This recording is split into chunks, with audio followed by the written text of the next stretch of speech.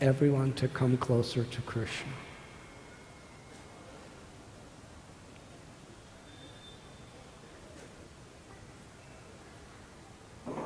So part of how much Krishna's going to reveal through your heart the experience of these different holy places is how you value each other, how you selflessly desire to serve each other, and how you really try to facilitate and inspire each other to experience Krishna.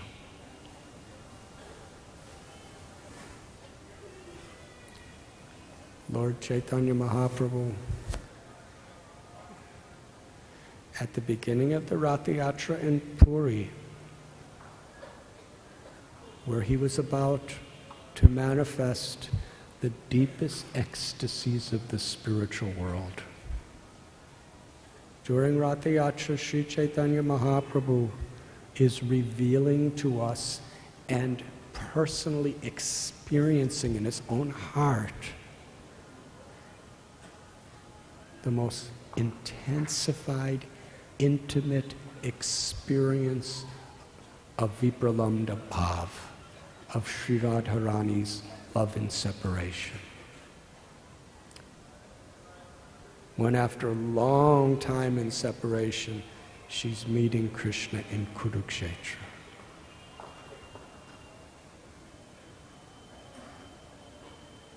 It's topmost limits. Bhakti Vinod Thakur, he said he wants to be in Kurukshetra more than anywhere else, because that's where his beloved Srimati Radharani is in the greatest need. And where there's the greatest necessity, there's the greatest opportunity to serve. But before Lord Chaitanya tasted the sweetness and was sharing it with the world, he offered that beautiful prayer to Lord Jagannath. Gopi Bharatur Padakamalayora Das Das Das Anudas.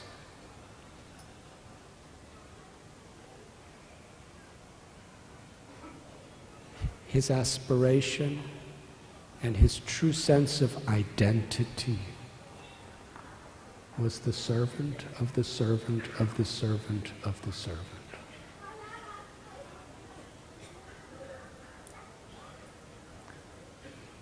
This prayer contradicts the false ego. That means it actually contradicts material creation. Now we're such little vulnerable jivatmas conditioned by so many lifetimes of experiences. How can we go against the grain of the current of the whole material creation, which is based on the ahankar, or the ego?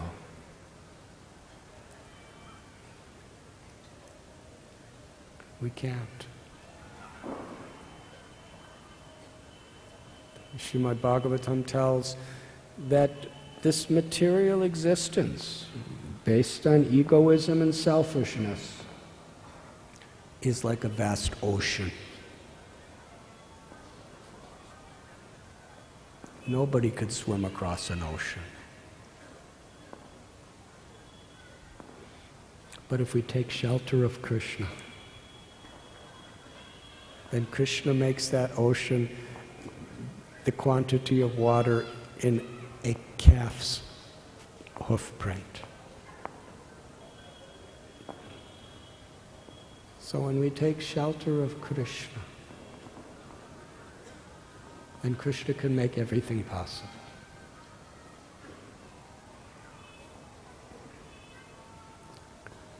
We have seen historically charismatic, intelligent, sometimes passionate and hateful people have conquered countries, have taken over entire nations, and then they led their nations to conquer one country after another country after another country, and building massive empires. But from Krishna's perspective, it's insignificant. In Krishna's eyes, that simple, uneducated Bengali widow that we spoke about yesterday, she's great because she conquered her ego by humbling herself and taking shelter of Srimati Radharani and Lord Sri Krishna's grace and the grace of the great Vaishnavas.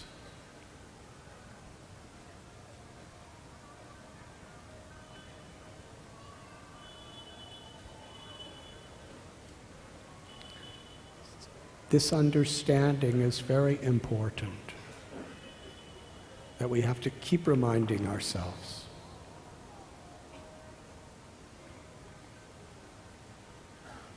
A true spirit of service to Vaishnavas, Vaishnav Seva.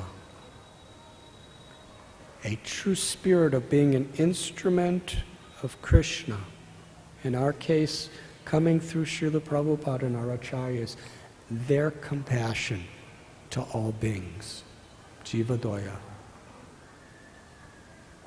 And truly trying to help each other through our own determination, through our example, to receive the inspiration from others and to give inspiration to others, to really taste the sweetness of the holy names.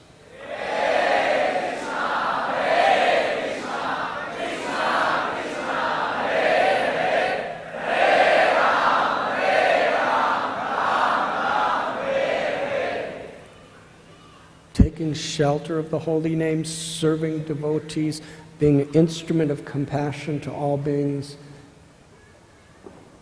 That's the essence of Dharma. That pleases Krishna.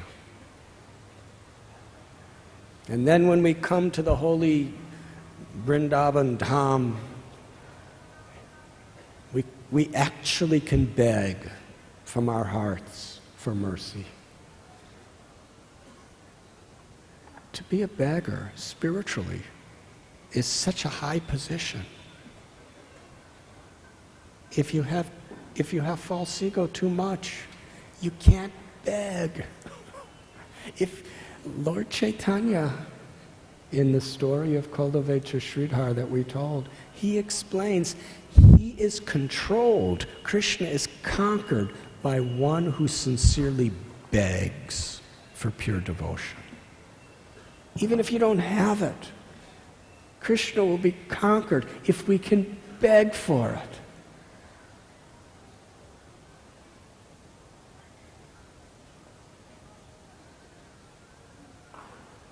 It's easier to conquer nations. It's easier to win national elections. It's easier to become a billionaire. It's easier to win every gold medal of the Olympics than to beg for pure devotional service. Because we can't do it without the grace of Krishna.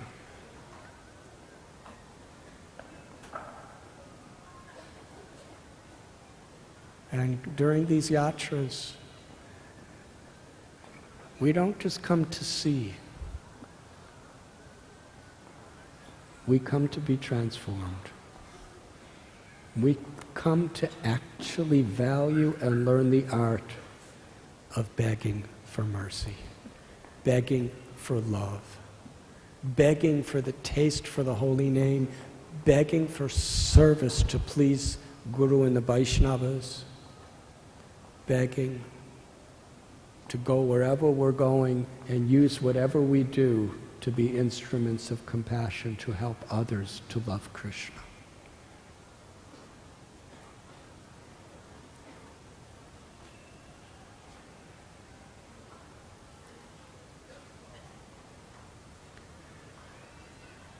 Govardhan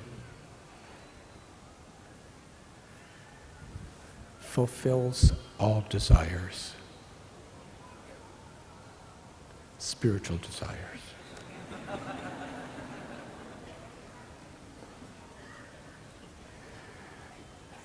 In the material sense, Cupid, who's in charge of keeping us all bound up with selfish, sensual, emotional, material gratifications,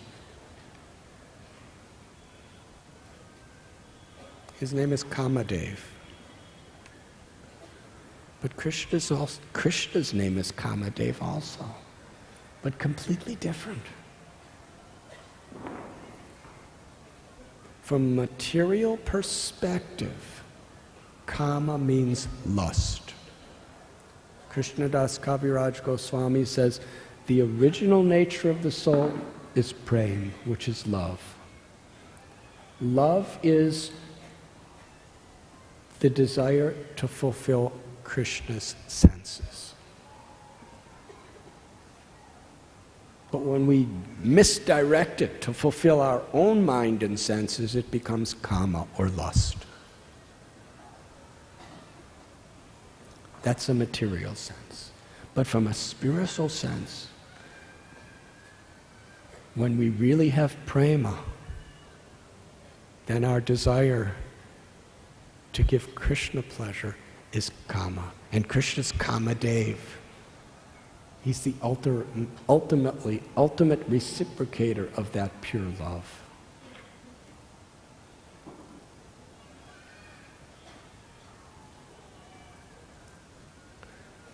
And he appears as Giriraj, Govardhan, to fulfill the innermost spiritual desires of the heart.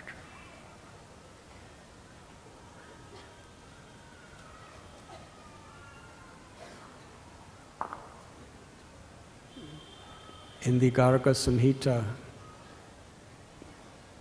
it gives us a glimpse of the history of Govardhan. Now, when we speak about history in the spiritual world,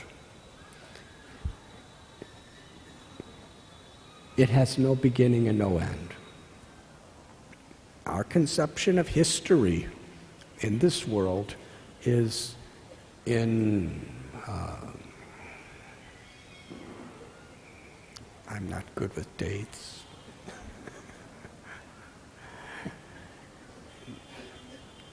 India got independence in 1947. Okay, so independence 1947. And then this happened here, and this happened before, and this happened. Everything's calculated chronologically. But in the spiritual world, when we hear about something happened, it's Nitya Leela. It's an eternal pastime. It has no beginning and no end. It's always happening. Natvevaham jatu nasam natvam neme janadipa. Krishna says, never was the time you or me or anyone else ever didn't exist. We're all eternal. So it describes in this spiritual world of Goloka Vrindavan. Once Srimati Radharani and Lord Gopinath were sitting together. And Srimati Radharani said to Lord Krishna, if you are pleased with my love, with the love of the gopis, with our beautiful rasa dances, and with the forest of Vrindavan, please fulfill the desire of my heart. Krishna replied, my only desire is to please you. Srimati Radharani, she expressed the desire of her heart. Please create a supremely pleasurable place for our pastimes in the Vrindavan forest. Krishna said, so be it. He closed his eyes.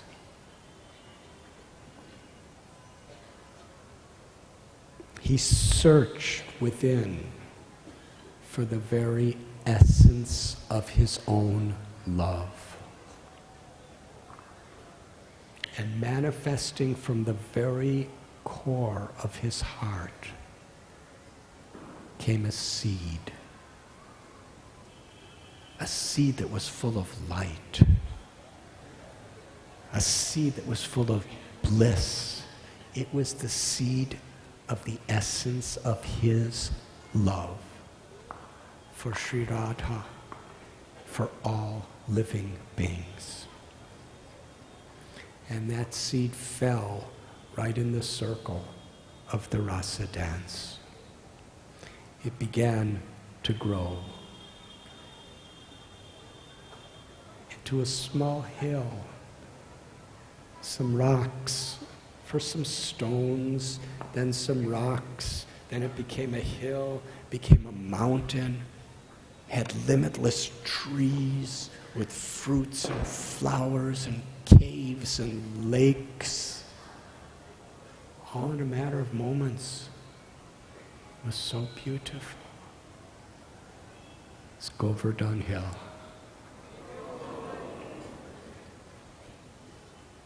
And Krishna showed to Srimati Radharani, here is the essence of my love, as the most pleasurable place for us to exchange our pastimes. And Srimati Radharani and Lord Sri Krishna began to wander all around Govardhan Hill, exploring the beauty of this place.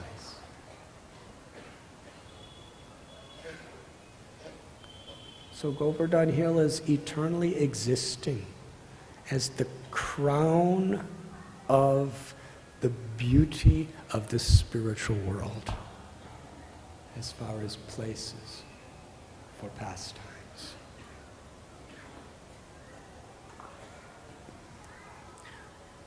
Krishna promised Lord Brahma he would descend to this world. As we explain, in every yuga, Krishna appears in some yuga avatar. Sometimes he comes as Lila avatar, Manu avatar, Guna avatar, Shaktivesh avatar. But Krishna's tu Bhagavan Swayam. Only once in a day of Brahma. About 8,640,000,000 years, Krishna personally comes.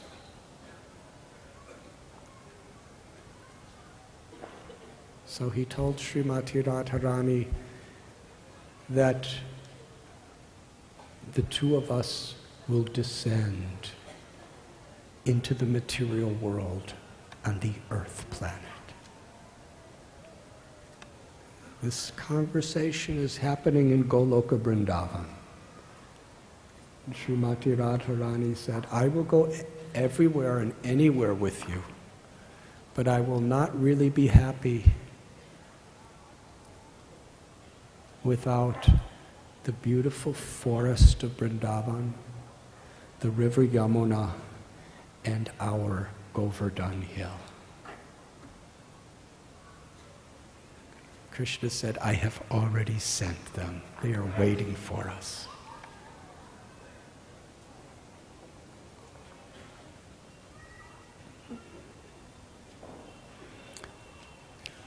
In different descents of Lord Krishna, there are some different technicalities of how things happen within this world. Unity and variegatedness. But it's described that Govardhan, descended in Simalidweep as the son of Dronachala.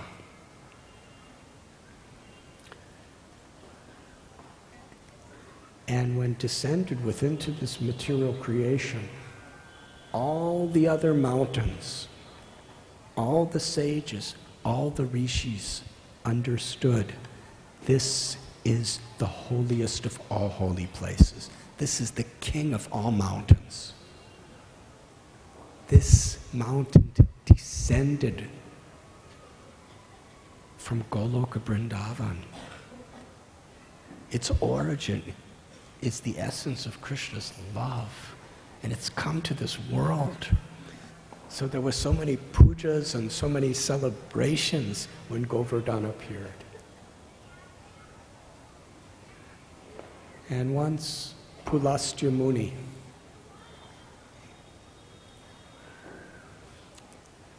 he was in that mountain range and he saw Govardhan Hill. He was enchanted. He fell in love.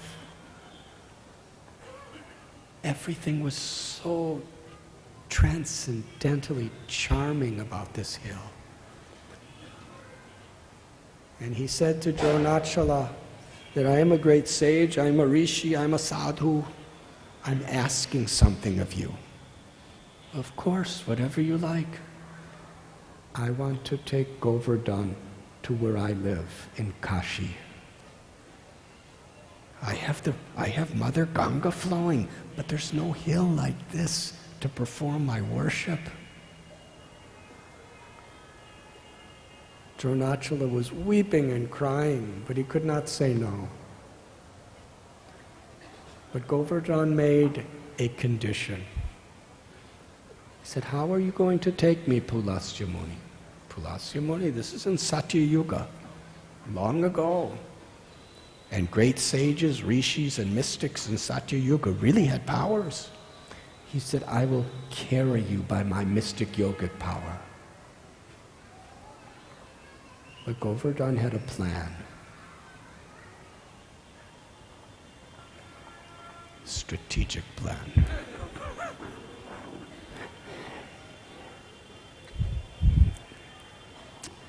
I'll go anywhere you take me as long as you don't put me down. As soon as you put me down, I will not move from that place. So Pulastya Muni, he knows what a great yogi he is. So he lifted Govardhan, and as they were coming over Vrindavan, Giriraj, the king of mountains, this is where I'm going to serve Krishna. So by his own divine influence, something happened to Pulastya Muni that was really inconceivable. He had to respond to nature's call. Now for the rest of us, that happens all the time. But for him, he's a great yogi who has such total control over his mind and senses. It doesn't happen to him. But it happened. And sometimes when that feeling awakens within us, it can completely consume our consciousness. Yes? Well, that's what happened to him. Because he's a Brahmin, so he can't just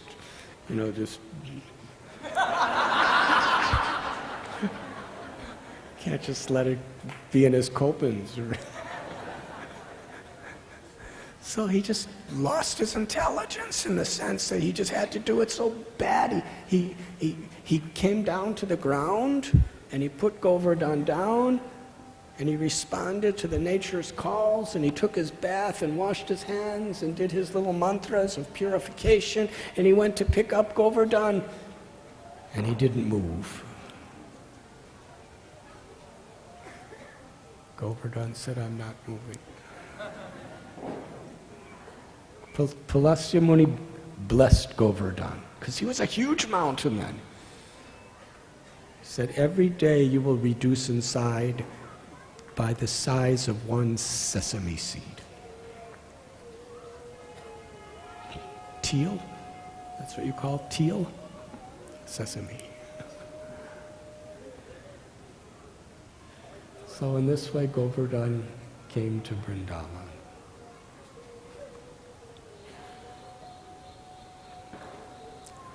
And Srimati Radharani, in the pages of Srimad Bhagavatam, through the mouth of Shukadev Goswami, she's quoted.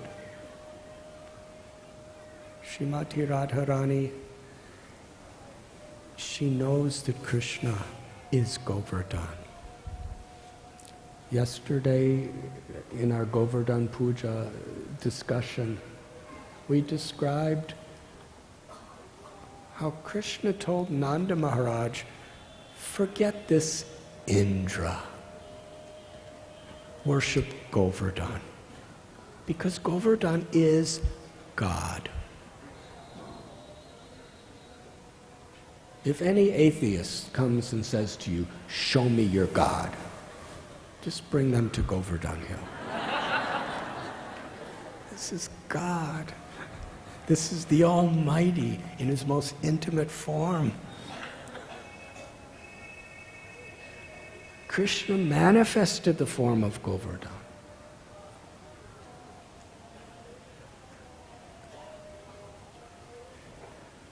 At the same time, as being Krishna, He's also the best devotee of Krishna. And when Srimati Radharani personally exclaims that Sri Giriraj is Haridas Varya, such an all-inclusive, supremely perfect statement that is. Because Srimati Radharani is the source of all loving devotional service. She's Sladini Shakti.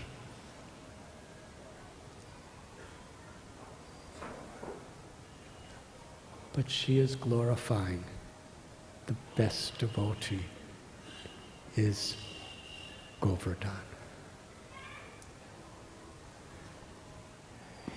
And in this beautiful little verse is one of the deepest, most important instructions to all of us.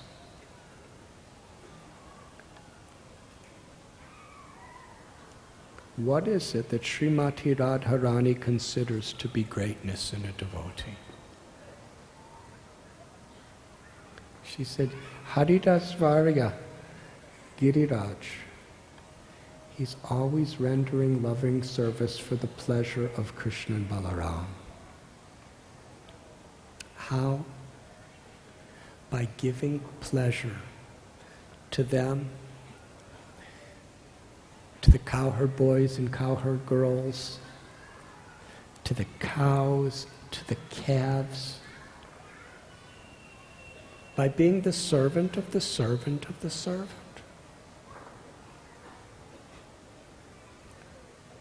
Such beautiful caves and soft grass and flower and fruit-filled trees and so many vegetables.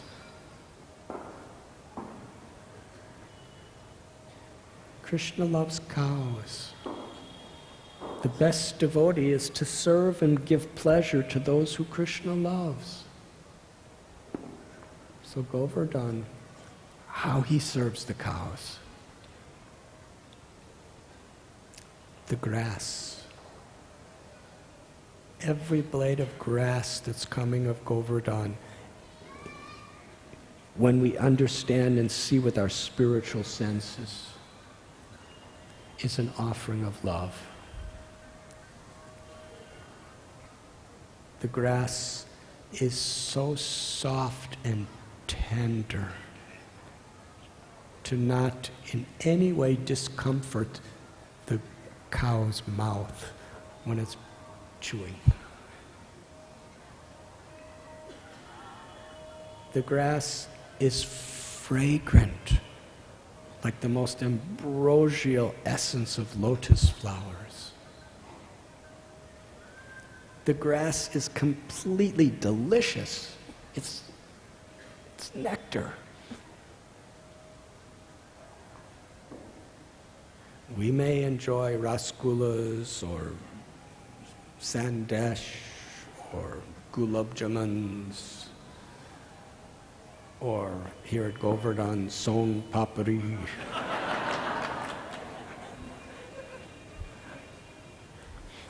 But nothing we can possibly taste can compare to the grass of Govardhan. When the cows eat that grass, what a festival, what a celebration. And the grass is really nutritious. It's medicinal. When the cows eat that grass, they could never, ever, ever get sick with anything. The more they eat, the more their digestion to eat more increases. And they can eat all day and all night, anytime, and just it just gets better and better. And what pleases the cows the most? The cows want to give the nicest, most fragrant, delicious, and nutritious milk for Krishna, and for all the gopas, and for all the gopis, for everyone. And this grass creates the most nutritious and delicious milk. So the cows are so happy. And there's hundreds of thousands of cows. And the calves are so happy. And the bulls are so happy just eating the grass. And what is their happiness? Krishna's happiness. Krishna wants to see us happy. Believe it or not, and this is hard for some people to adjust to, as long as we're entrenched within material consciousness, the sufferings of this material world are Krishna's way of trying to bring us back to real happiness. In this little life of ours, however much pleasure or suffering there may be, if we can really take shelter of Krishna in that situation, then we'll really be happy. Krishna wants everyone to be happy. In yoga circles, most common Vedic verse that is recited is, "Let all beings be happy." And I'll never forget, I was a brahmachari, and in the early days, brahmacharis got some strong indoctrinations about what household life was about. A lot of warnings. And then I heard later on I took sannyas, and I heard a lecture of Prabhupada, a marriage lecture. He gave that lecture to one of my best friend's marriages. Prabhupada officiated the marriage. And he said, the purpose of marriage is to be happy.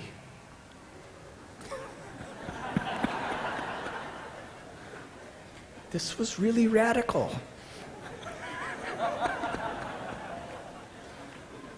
And then he quoted that same yoga verse, that a devotee, let all beings be happy. Marriage is to be happy and to make all beings happy. That's Grihastha life.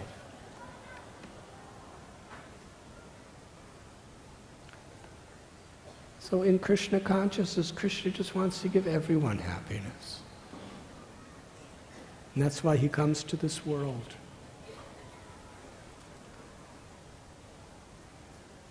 So who's the best devotee? Haridasvarya. who's giving every cow and every calf and every bull the highest happiness because that makes Krishna happy. And Govardhan has such nice waterfalls and rivers and lakes and ponds, and each one of them is pure nectar. Sweeter than even the waters in the heavenly planets. And when the cowherd boys drink it, and when the calves drink it, and when the peacocks drink it, and when the deers drink it, whoever drinks that water, the gopis drink it, Krishna Balaram drink it, they're completely revitalized and refreshed. It's so sweet. And Giriraj provides wonderful caves. And in each one of these caves, in the winter it's warm. In the summer it's cool. There's jeweled mirrors and sitting places.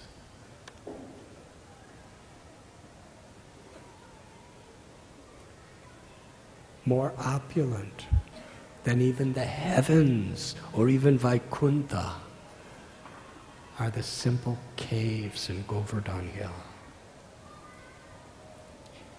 And the trees are like the ecstasies of Govardhan's hair standing on end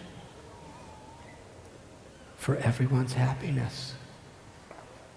Limitless, fragrant, beautiful, unwilting flowers and fruits of every variety. These are kalpabriksha trees. Whatever you desire, the fruit of your desire will come if it's for your spiritual benefit. Whatever type of fruit you wish, the tree will provide for you. And this is all happening by the magnanimous, loving heart of Sri Giriraj.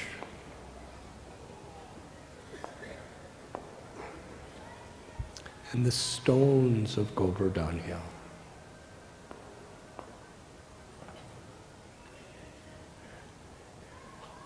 They're warm in the winter, they're really cool in the summer, and every time a calf, a cow, a deer, a peacock, a gopa, or a gopi steps on it, they become soft and pleasing to the touch of their feet.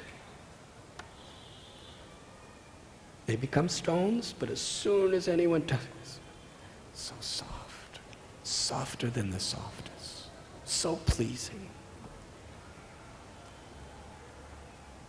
Govardhan is teaching us the essence of Vaishnava hospitality.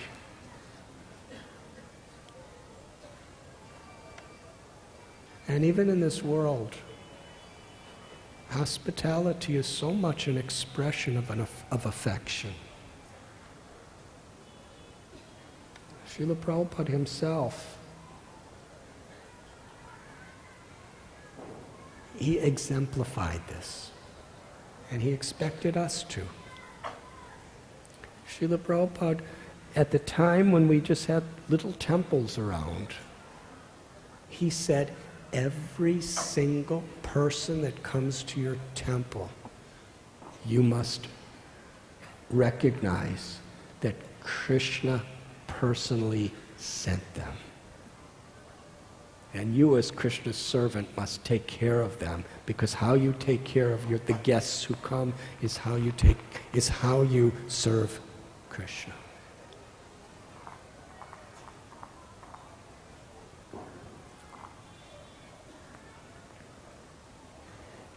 And it really melts people's hearts when we show care for them, when we show value for them.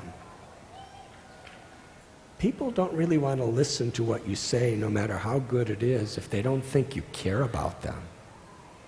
Yes? If somebody thinks if you come into some place and somebody thinks you're a demon and a rascal and a nonsense, and then they speak some nice philosophy, usually you don't listen. But even if they think you're a demon and a rascal, and even if you are, if you really feel that that person loves you and cares about you, then you'll want to change. So hospitality is so important.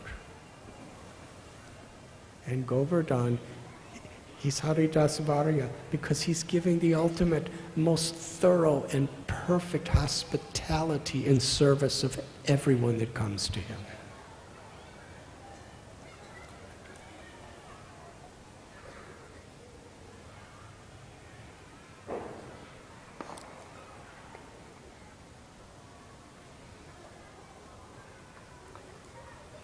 To be the servant of the servant of the servant. Krishna longs to take that role. When he came as Sri Chaitanya Mahaprabhu, Krishna with the Mahabhav of Sri Radhika, Rani,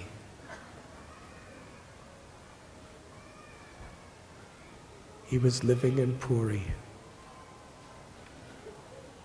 At that time, he was tasting and also distributing Sri Radha's love. And one sannyasi came from Braj Bhumi and presented to Sri Chaitanya Mahaprabhu a small Govardhan Shila.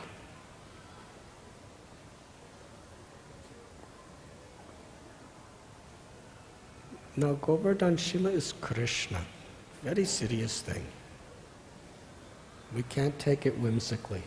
We shouldn't just pick up Govardhan Shilas as souvenirs or even as deities. We should be very careful. They should be gifted to us if we're going by very high, merciful personalities. But this sannyasi presented Lord Chaitanya with the Govardhan Shila. That was his most precious object of affection. Because in the mood of Sri Radha, he saw that little tiny stone from Govardhan Hill as the full, complete body of Krishna. He saw Krishna's threefold bending form playing the flute in that little stone. Because Govardhan is Krishna's body. Govardhan is Krishna.